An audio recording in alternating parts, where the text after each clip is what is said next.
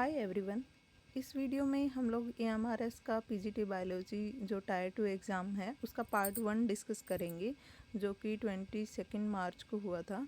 और इसमें जैसे 60 क्वेश्चंस 60 मार्क्स सब्जेक्टिव के थे और 40 मार्क्स ऑब्जेक्टिव के थे। तो इसमें ये पार्ट 1 है इस वीडियो का। इसमें हम सिर्फ सब्जेक्टिव पार्ट का ही सॉल्यूशन देखेंगे। फर्स्ट क्वेश्चन पे मूव करते हैं। First question is differentiate between priestess and labio based on their. ये जो 4 फीचर दे रखे हैं, इन चारों फीचर्स के बेस पे इन दोनों में डिफरेंशिएट करना है। तो सबसे पहले प्रिस्टिस का हमें पता है कि ये कार्टिलेजिनस फिश होती है, जैसे शार्क होती है वैसे। और जो लेबियो है वो एक टिपिकल बोनी फिश है, और इसीलिए प्रिस्टिस की कॉन्ड्रिक्थीस है क्लास, और इसकी है ओस्टिकथीस। स्केलेटन की बात करें तो कार्टिलेजिनस होता है और इसमें बोनी। माउथ पोजीशन वेंट्रल होती है और इसमें टर्मिनल। जैसे इसमें प्रिस्टिस में आप देख सकते हो कि माउथ की पोजीशन वेंट्रल है, लेकिन इसमें बिल्कुल टिपिकल टर्मिनल होती है। उसके बाद जो स्केल्स हैं वो इसमें प्लेकोइड होते हैं, इसमें साइक्लोइड हैं। प्लेकोइड प्रिमिटिव टाइप के स्केल्स होते हैं, और जो साइक्लोइड होते हैं वो थोड़े एडवांस होते हैं। तो ये छोटी छोटी चीज़ें आप लोग थोड़ा एक्स्ट्रा ऐड कर सकते हो, बट मुझे लगता है कि टू द पॉइंट आंसर करना ही ज़्यादा इफेक्टिव होता है। देन है स्विम ब्लैडर। स्विम ब्लैडर इनमें एब्सेंट होता है और इनमें प्रेजेंट होता है। और प्लस आप एक चीज़ लिख सकते थे कि स्विम ब्लैडर क्योंकि एब्सेंट है तो ब्रैकेट में आप लिख सकते थे they have to swim continuously. But यहाँ पे जो कार्टिलेज जो ओस्टिकथीस हैं इनको कंटिन्यूसली स्विम करने की ज़रूरत नहीं होती है, क्योंकि इनमें स्विम ब्लैडर प्रेजेंट होता है। तो ये टू द पॉइंट ही आंसर करना मुझे लगता है काफ़ी इफ़ेक्टिव था। इसीलिए नेक्स्ट क्वेश्चन पे हम मूव करते हैं। Next is name the protein found in egg whites and its structural level. एक चीज़ मैंने ये नोटिस की है कि एक ही क्वेश्चन के एक ही पार्ट में 2 से 3 चीज़ें पूछी हुई थी, तो इसीलिए मैं कह रही हूँ कि सिंगल जैसे आंसर करना ही ज़्यादा अच्छा था, क्योंकि एक एक नंबर का है, 2 नंबर का है, और उसी पार्ट में दो दो तीन तीन चीज़ें पूछी हुई हैं। तो उनका टू द पॉइंट लिखते लिखते ही मुझे लगता है टाइम भी हो जाता है, और वो पॉइंट्स भी काफ़ी ठीक रहते हैं, मतलब इफ़ेक्टिव रहते हैं, वही पॉइंट सफिशेंट होते हैं। जैसे इसमें जो एग वाइट में प्रोटीन होता है उसका नाम पूछा गया है, तो एग वाइट में एल्ब्यूमिन प्रोटीन होता है, और इसका अगर स्ट्रक्चरल लेवल की बात करें तो वो ग्लोबुलर होता है, जिसको हम टर्शरी स्ट्रक्चर भी बोलते हैं। देन है बी पोर्शन में पूछा हुआ है why does clear egg white become white and opaque on heating. Heat करने से ये बिल्कुल ओपैक और वाइट क्यों हो जाता है। तो इसका आंसर है कि प्रोटीन स्ट्रक्चर्स अनफोल्ड हो जाती हैं जब इनको हीट किया जाता है, तो इनका डिनेचुरेशन होता है और नए बॉन्ड बनते हैं। पहले वाले बॉन्ड टूटते हैं, नए बॉन्ड बनते हैं, जिसकी वजह से प्रोटीन सॉलिड हो जाता है और कोएगुलेशन होता है। तो ये आंसर हमें लिखना था। नेक्स्ट हम मूव करेंगे थर्ड क्वेश्चन पे। Why do mature neurons not divide and are called post mitotic. तो इसमें भी 2 चीज़ें पूछी गई हैं कि डिवाइड क्यों नहीं करते हैं न्यूरॉन्स। तो इसका आंसर है कि डिवाइड जो न्यूरॉन्स है वो मैचुरेशन के बाद डिवाइड नहीं करते हैं, और वो जीनोड फेज में रहते हैं, इसीलिए वो डिवाइड नहीं करते हैं। फिर इसका आंसर करेंगे कि पोस्ट माइटोटिक क्यों बोलते हैं। पोस्ट माइटोटिक इसलिए बोलते हैं because they lose the capacity to undergo they lose the capacity to undergo cell division after cell differentiation। और फिर बी पोर्शन में पूछा हुआ है how does this property help in stability and long term functionality of nervous system. तो ये जो property है इसकी वजह से नर्वस सिस्टम को क्या बेनिफिट मिलता है। तो इसका आंसर होगा this property ensure that neurons maintain stable connections and function for a long time. क्योंकि उनको डिवाइड नहीं करना होता, तो वो एक पर्टिकुलर फंक्शन के लिए कमिटेड हो जाते हैं, supporting proper nervous system activity. तो कंक्लूड हम कर सकते हैं कि क्योंकि कोई डिवीज़न नहीं होता तो न्यूरल नेटवर्क में कोई डिस्टर्बेंस नहीं है, और इससे लॉन्ग टर्म मेमोरी और लर्निंग में हेल्प होती है। It maintains consistent signal transmission and prevent unwanted cell proliferation which could disrupt function. Next हम फोर्थ क्वेश्चन पे मूव करेंगे। What is Calvin cycle. तो ये मुझे लगता है कि थोड़ा डायरेक्ट क्वेश्चन था, और इसका आंसर भी हम डायरेक्ट लिख सकते थे, बट अदरवाइज़ मुझे क्वेश्चन काफ़ी अच्छे लगे। ये है तो हम क्या लिखेंगे, केल्विन साइकिल क्या है कि ये फोटोसिंथेसिस का, it is the dark reaction of photosynthesis. ये लिख सकते हैं हम। It occurs in the stroma of the chloroplast, और इसका फंक्शन क्या है, it converts CO2 into glucose. यहाँ से CO2 एंट्री करती है यहाँ से, और यहाँ से ग्लूकोज निकलता है। नेक्स्ट पूछा हुआ है बी पोर्शन में, name the 3 stages of the cycle and the product formed in each stage. तो जो साइकिल के स्टेजेस हैं उनका नाम लिखना है, कार्बोक्सिलेशन, रिडक्शन और रीजनरेशन। तो ये तो हमें दिख ही रहा है, सबसे पहले कार्बोक्सिलेशन होता है, देन रिडक्शन होता है, रीजनरेशन। इसने प्लस ये भी पूछा है कि हर स्टेज में जो प्रोडक्ट बनता है उनका नाम बताओ।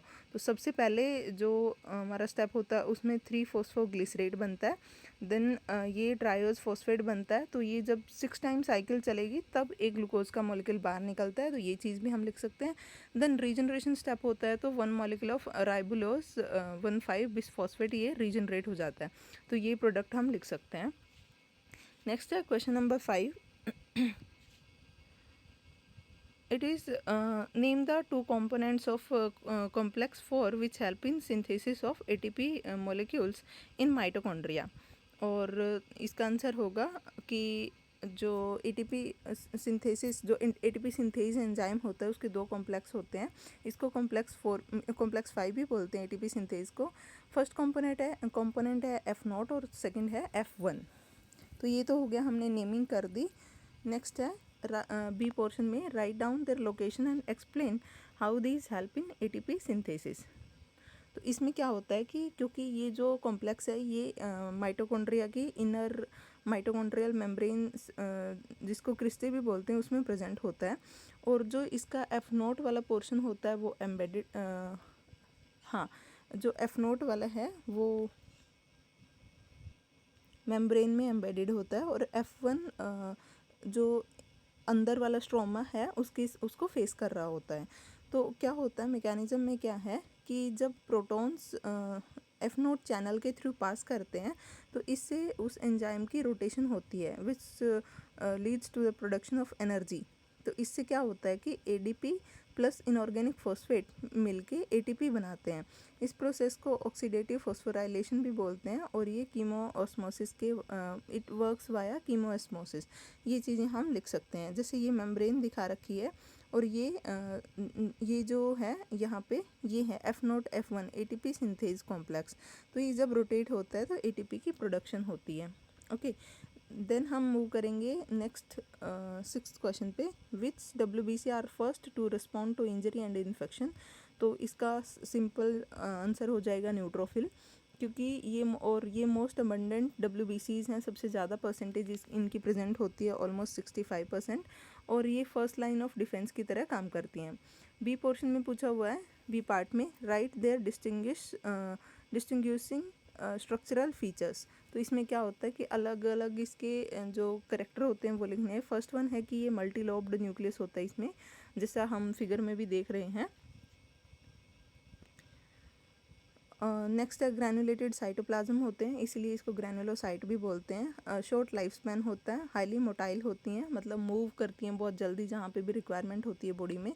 एंड देन है these feature help them quickly reach and destroy the pathogen. उसके बाद पूछा हुआ है, name the process by which they migrate from the blood to target site.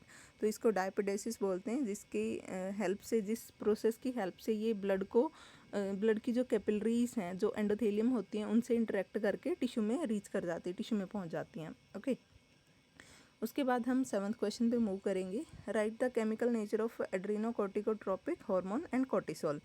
तो इसमें हम लिख सकते हैं कि जो ACTH है वो एक प्रोटीन, मतलब सिंपल पेप्टाइड हार्मोन होता है, लेकिन जो कॉर्टिसोल है वो स्टीरॉयड हार्मोन है। ऑब्वियसली जब दोनों का नेचर अलग है तो सारा मैकेनिज्म ऑफ एक्शन भी अलग होगा। और बी पार्ट में हमसे यही पूछा गया है कि explain how this differ in their mechanism of action. तो हम लिख सकते हैं कि जैसे ACTH क्या है, प्रोटीन है, और कॉर्टिसोल क्या है, स्टीरॉयड। और इसीलिए इसका रिसेप्टर सेल मेम्ब्रेन पे होगा, क्योंकि ये सेल मेम्ब्रेन को क्रॉस नहीं कर सकता, लेकिन ये क्रॉस कर सकता है क्योंकि स्टीरॉयड नेचर का है। तो इसीलिए इसका रिसेप्टर साइटोप्लाज्म में या फिर न्यूक्लियस के अंदर मिलेगा। एक्शन में क्या है कि ये सेल मेम्ब्रेन पे जो इसका रिसेप्टर है उस पर बाउंड करके नीचे इनसाइड ऑफ द सेल में जो सेकेंडरी मैसेंजर्स होते हैं उनकी प्रोडक्शन करवाएगा, लेकिन ये डायरेक्ट जीन एक्टिवेशन करवा सकता है। ACTH क्योंकि सेल में एंट्री नहीं ले सकता इसीलिए सेकेंडरी मैसेंजर का यूज़ करता है, बट ये क्योंकि सेल के अंदर एंट्री ले सकता है तो ये वही बात लिखी हुई है कि डायरेक्ट ये DNA ट्रांसक्रिप्शन को अफेक्ट करता है। ओके, नेक्स्ट हम 8th क्वेश्चन पे मूव करेंगे।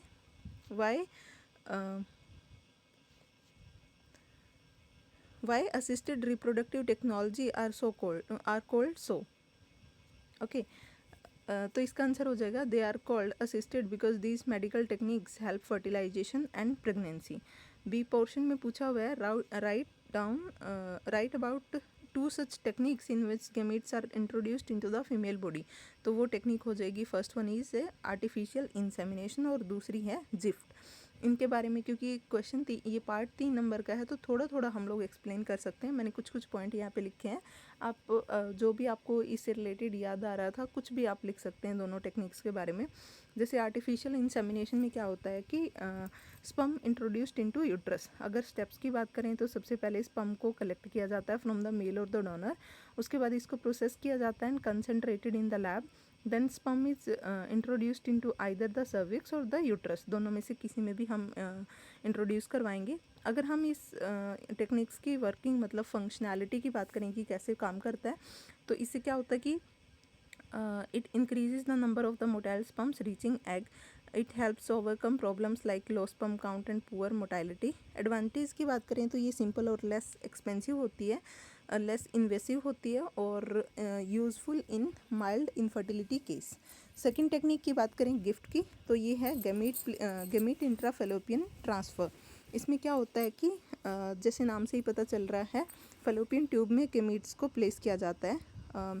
अब ये क्या है कि दोनों ही both methods help fertilisation inside female body.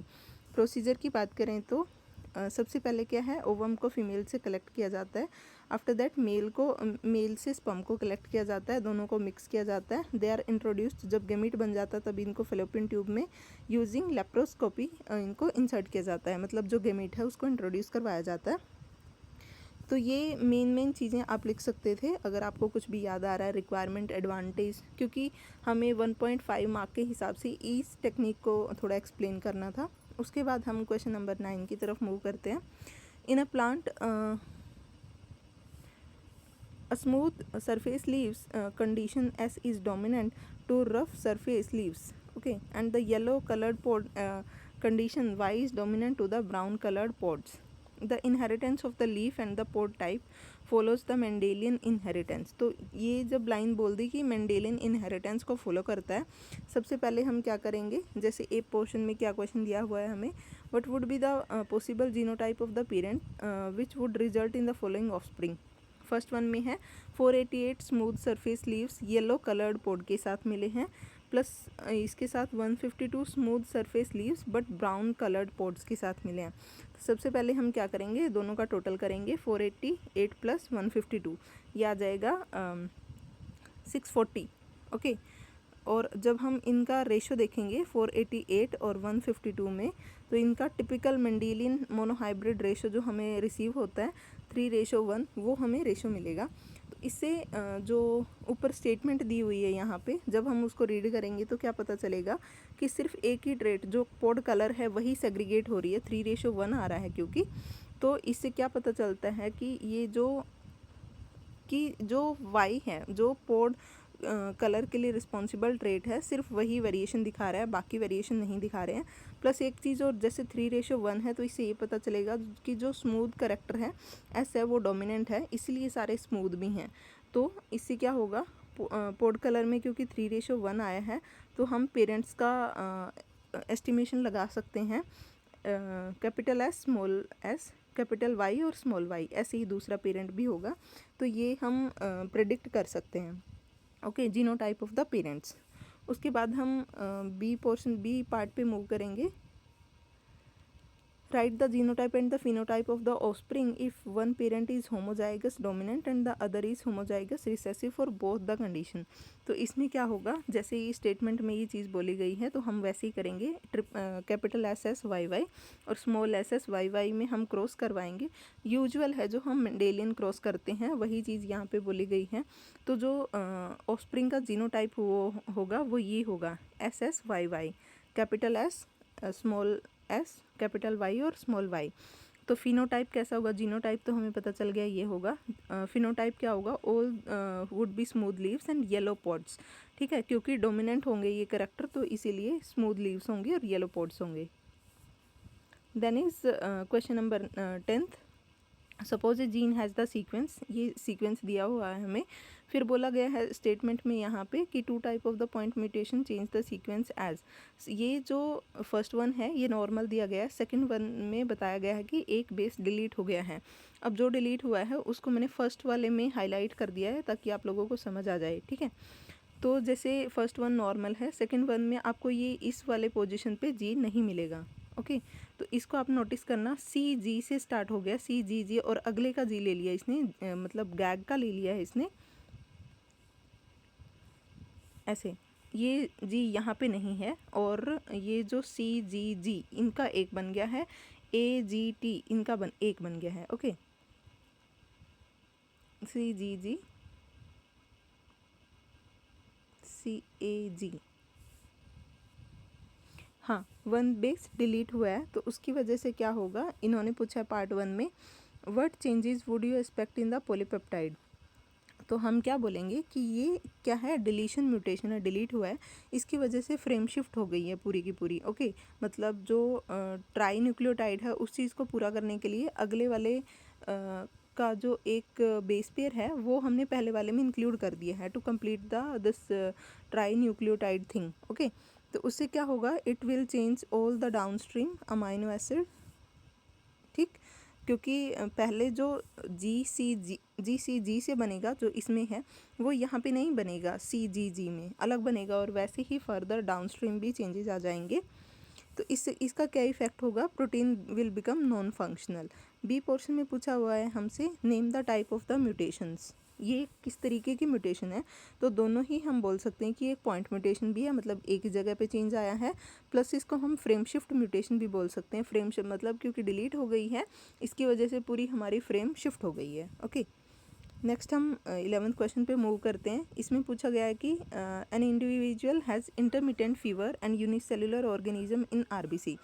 तो पार्ट 1 में पूछा है, name the disease and the most fatal species. तो ऑब्वियसली डिजीज़ कौन सी होगी, अगर आरबीसी अफेक्ट हो रही है और फीवर भी आ रहा है और इंटरमिटेंट फीवर आ रहा है, मतलब कंटिन्यूसली नहीं है, विद टाइम आ रहा है, थोड़े थोड़े टाइम के गैप के बाद, तो इस डिजीज़ का नाम होगा मलेरिया। और इसकी सबसे ज़्यादा फेटल स्पीसीज़ कौन सी है, प्लाज्मोडियम फेल्सीपैरम। नेक्स्ट बी में पूछा है, name and the source of the substance causing the recurring fever. Substance क्या होगा, हिमोजोइन, जो कि मलेरियन टॉक्सिन है, और इसका सोर्स क्या है कि जो भी पैरासाइट हैं ये जब आरबीसी को अफेक्ट करते हैं तो आरबीसी अफेक्टेड हो जाती हैं, इन्फेक्टेड आरबीसी से ये प्रोडक्ट, ये सब्सटेंस रिलीज होता है, और इसी की वजह से जो सिम्टम्स दिखाई देते हैं वो इसी की वजह से होते हैं। सी पोर्शन में पूछा है, explain the mode of transmission, transmit कैसे होता है ये। तो ये it is spread by the female anopheles mosquito bite and mosquito inject the sporozoite into the blood of the human, okay. D में पूछा है, two similar vector borne disease. तो इसमें हम बोल सकते हैं डेंगू, क्योंकि ये भी मॉस्किटो से फैलती है, एंड चिकनगुनिया। नेक्स्ट है क्वेश्चन नंबर 12। फर्स्ट पार्ट है, what is the competent host in biotechnology. तो इसका हम क्या लिखेंगे, a competent host is a cell capable of taking up foreign DNA. Competency allow the DNA uptake, okay. B में पूछा है, write the need of using competent host, means इसकी ज़रूरत क्या है, क्यों यूज़ करते हैं। तो नीड क्या है, to introduce the recombinant DNA, and second है for gene cloning and the protein production. C में पूछा है, name the two alternative technique to bypass the chemical. दो और जैसे मतलब केमिकल्स को यूज़ ना करके हम सेल्स को कॉम्पिटेंट बना दें, तो इसके दो वे हैं, इलेक्ट्रोपोरेशन और माइक्रो इंजेक्शन। इसमें हम सेल से डायरेक्ट इंटरेक्ट नहीं करते हैं, मतलब उसकी पोलैरिटी को चेंज नहीं करते हैं, और अदर वेज का यूज़ करते हैं टू इंजेक्ट और to increase the permeability of the cell.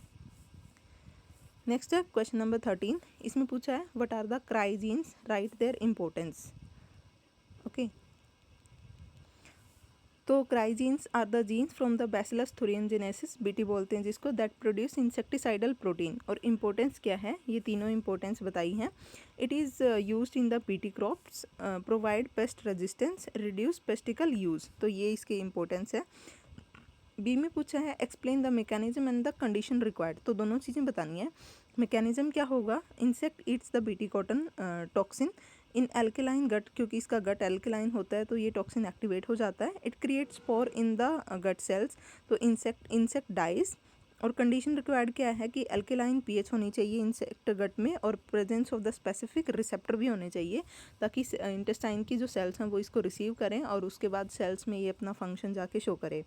C portion में पूछा हुआ है name one cry gene and the target insect. तो वैसे एनसीईआरटी में तो 3 दिए हुए हैं, यहाँ पे हमसे एक ही पूछा गया है तो हम एक बोल सकते हैं, cry 1 AC। It targets the ball warm and ये कॉटन पेस्ट होता है। ओके, नेक्स्ट हम 14 क्वेश्चन पे मूव करते हैं। What is ecological succession. तो इसका आंसर हम करेंगे, ecological succession is the gradual and orderly change in the species composition of an ecosystem over time. और थोड़ा सा और इलेबरेट कर सकते हैं, ये बेयर या फिर डिस्टर्ब्ड एरिया से स्टार्ट हो सकता है। Community changes step by step and in A stable climax community.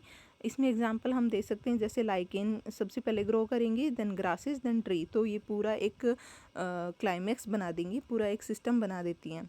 Okay, next है बी में, which type of succession would you find on an abundant land after floods और on bear rocks. मतलब दोनों ही condition में हमने बताना है कि टाइप ऑफ द सक्सेशन क्या होगा, गिव रीजन्स, और उनके रीजन भी देने हैं। जो अबंडेंट लैंड होती हैं आफ्टर द फ्लड्स वो सेकेंडरी सक्सेशन में आएंगी, क्योंकि फ्लड से पहले भी वहाँ पे सर्वाइवल था, वहाँ पे लाइफ थी। और जो बेयर रॉक्स होंगी वहाँ पे प्राइमरी सक्सेशन होगा। जो सेकेंडरी सक्सेशन है, क्योंकि वहाँ पे सॉइल ऑलरेडी प्रेजेंट है, ये एक फास्टर प्रोसेस होगा। जबकि जो प्राइमरी सक्सेशन है, क्योंकि वहाँ पे कोई सॉइल नहीं थी, बिल्कुल स्टार्टिंग से ही स्टार्ट होगा, स्टार्ट फ्रॉम द स्क्रैच, और ये बिल्कुल स्लो प्रोसेस होता है, काफ़ी लंबा टाइम इसमें लग जाता है। उसके बाद एक और क्वेश्चन पूछा हुआ है, नेक्स्ट है compare the Pioneer species found in these ecosystem and the rate of the succession progression. तो पायनियर स्पीसीज जैसे प्राइमरी सक्सेशन में सबसे पहले जो स्टार्ट करेंगी वो लाइकेन या मोसिस हो सकती हैं, और सेकेंडरी सक्सेशन में ग्रासेस या हर्ब्स हो सकती हैं। सोइल यहाँ पे नहीं होती है, लेकिन यहाँ पे होती है। रेट यहाँ पे बिल्कुल स्लो होता है, यहाँ पे फास्ट हो सकता है। नेक्स्ट है, हम 15 क्वेश्चन पे मूव करेंगे। इसमें पूछा है what is nuclear lamina, right its significance. तो दोनों चीज़ें हमें बतानी है। Nuclear lamina is the network of the protein fibres present inside the nuclear membrane. जैसे ये न्यूक्लियर मेम्ब्रेन दिखाई हुई है, ये जो डबल करके दिखाई हुई है, इसके नीचे जो ये ऐसे स्पाइरल शेप में प्रेजेंट है, यही न्यूक्लियर लैमिना होता है, और ये प्रोटीन फाइबर्स का बना होता है। सिग्निफिकेंस की बात करें तो it maintains the shape of the nucleus, anchor chromatin, okay, help in DNA replication and cell division. तो इस सब में ये काम आता है। It acts like a supporting framework for the nucleus. तो ये इसके मेन फंक्शन है। तो बी पोर्शन में हमसे पूछ ही लिया है, right any changes which you expect in the nucleus in case of the distorted nuclear lamina. अगर न्यूक्लियर लैमिना डिस्टॉर्टेड हो जाता है तो कौन कौन से चेंजेस आते हैं। सबसे पहले क्या है, irregular shape of the nucleus हो जाएगा, क्योंकि जो फंक्शन कर रहा था अगर वो फंक्शन ही नहीं हो पाएंगे तो इसका उल्टा हो जाएगा। Irregular shape of the nucleus होगी, इम्प्रॉपर क्रोमेटिन ऑर्गेनाइजेशन या फिर जीन एक्सप्रेशन हो जाएगा, मतलब वो भी डिस्टर्ब हो जाएंगे। क्योंकि क्या होता है कि जो न्यूक्लियर लैमिना होता है वो provide structures, if damage nucleus become unstable it can lead to the disease. मतलब ये भी इंपॉर्टेंट चीज़ है कि अगर ये न्यूक्लियर लैमिना अफेक्ट हुआ, डिस्टर्ब हुआ, तो इसकी वजह से डिजीज़ भी हो सकती है, बिकॉज ये बहुत ही इंपॉर्टेंट फंक्शंस के लिए रिस्पॉन्सिबल होता है। तो ये थे हमारे 15 क्वेश्चंस, और हर क्वेश्चन 4 मार्क का है, तो इसीलिए 60 मार्क्स सब्जेक्टिव पोर्शन के हो गए और 40 मार्क्स ऑब्जेक्टिव के हैं। ऑब्जेक्टिव वाले पोर्शन को हम पार्ट बी में कवर करेंगे। अगर इनके आंसर्स से रिलेटेड आपको कोई डाउट है तो आप पूछ सकते हो। Thank you.